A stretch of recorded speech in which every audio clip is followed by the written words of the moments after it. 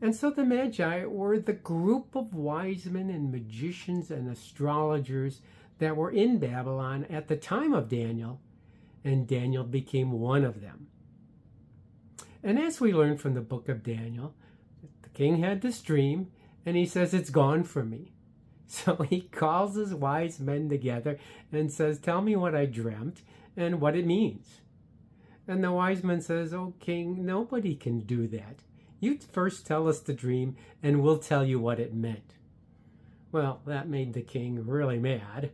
And so he makes a decree that all the wise men should be slain. Imagine that. Let's kill them off. And they sought Daniel and his fellow friends to be slain also. So right there we see that Daniel and his buddies were part of the group of wise men that were with them and sentenced to death. So what does Daniel do?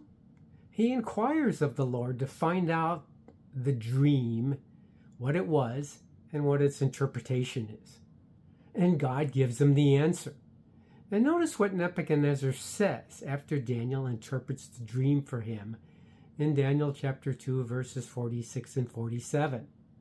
The king says, "And then King Nebuchadnezzar fell upon his face and worshipped Daniel, and commanded they should offer an oblation and sweet odors unto him." He wanted to worship Daniel. And the king answered unto Daniel and said, "Of a truth, it is that your God is a God of gods, and a Lord of kings, and a revealer of secrets." So right away, Nebuchadnezzar realizes that the God of Daniel, Yahweh, is more powerful than any other gods, any other Elohim. And as you know from my messages on our spiritual warfare, there are other Elohim. And there are these gods that are over the Gentile nations.